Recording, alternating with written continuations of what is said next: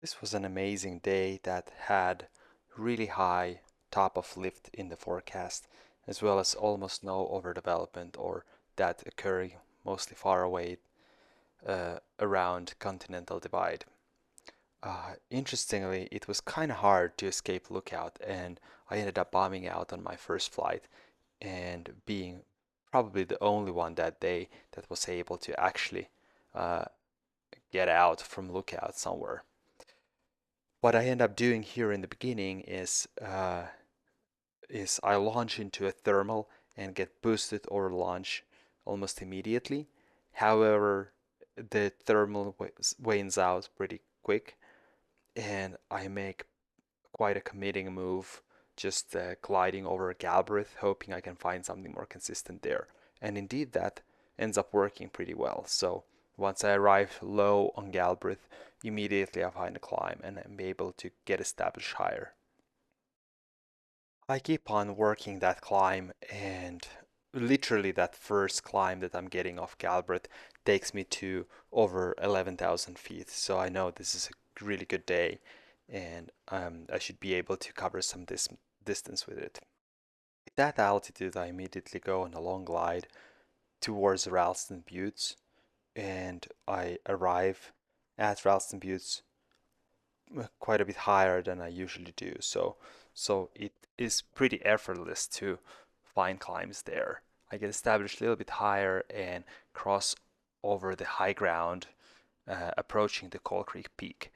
As I do the crossing, I'm at 10,000 feet and I arrive there over the peak, so it's quite easy to find another climb and continue further north.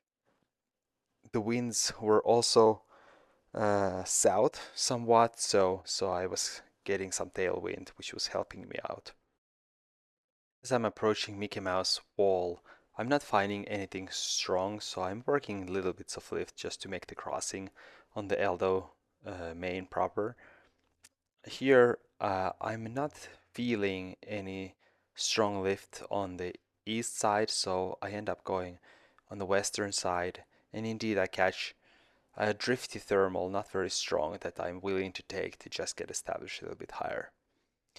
Now I'm going on a glide with the hopes of finding out something else, and indeed I catch just a boomer pretty randomly on the east side.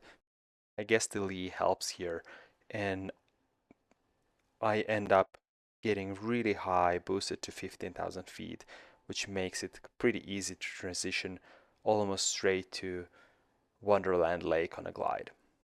Fortunately, something happened to my camera setup and the camera turned off for whatever reason, so I lost some footage here. But in between, I glided to Wonderland Lake and a little bit further north, and then I had plenty of altitude. I found some thermals, went to 13,000 feet and did some SIV above some less consequential ground, just practicing some stalls. And I had a slight crux at one point where uh, I got pretty low doing those maneuvers that it was really a low save they had to do to get established back up, which I managed to do eventually, and now I had plenty of altitude uh, just over Boulder. I tried going back north a little bit, however, the south headwind was pretty strong and I wasn't making that much of a progress.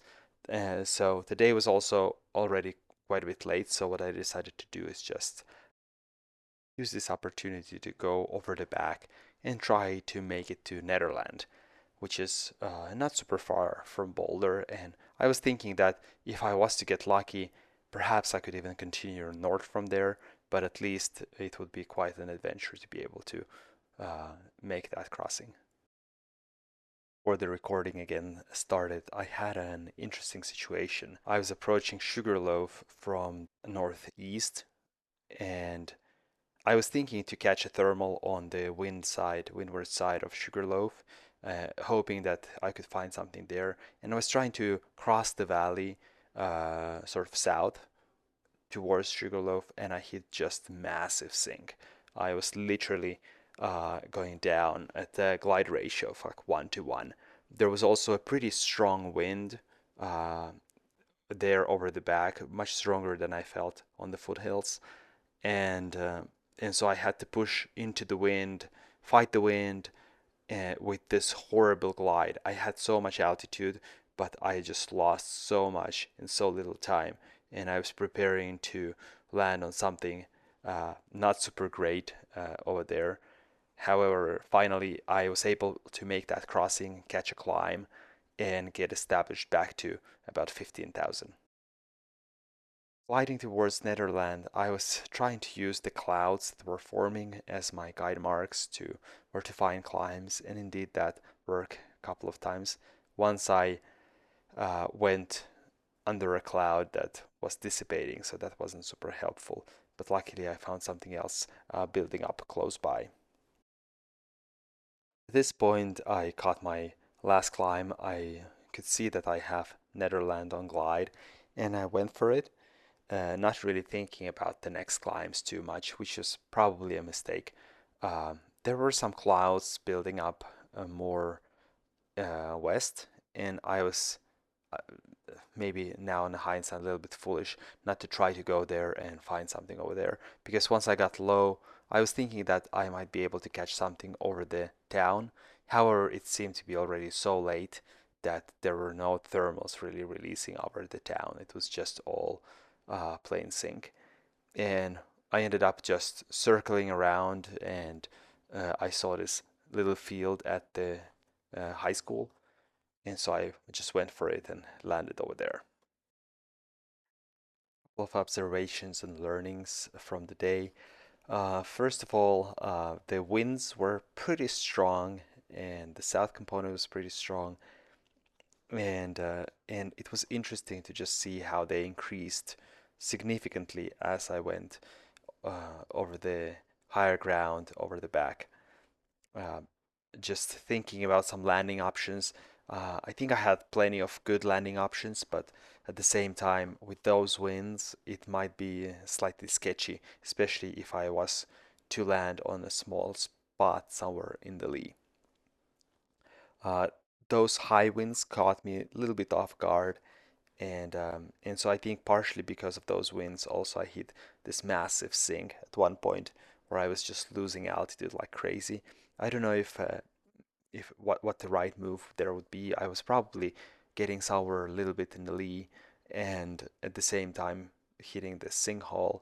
And I wonder if I should have just noticed that and turned around and tried to escape. I'm glad it eventually worked out quite fine, but it was close to bumming out. I think the ending on the flight was also a learning experience. I think I just gave up a little bit too early, and once I got to my goal of being in Netherlands, I kind of lost thinking about where to find my next climb. I was just circling in, around and losing altitude, and it wasn't very surprising that I didn't find anything. So on the hindsight, I think I should have just kept thinking about what the next move might be and where should I catch the climb. Um, the assumption that the town would be generating so late in the day was also perhaps a little bit foolish. I think maybe if it was cooking middle of the day, that would be a different story. But what I seem to notice is that early in the day or late in the day, the towns and cities and structures, they're not as good thermal generators.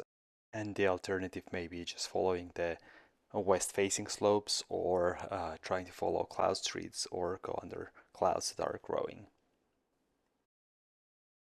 Finally, it was interesting to notice that it was actually quite hard to get established for such a great day.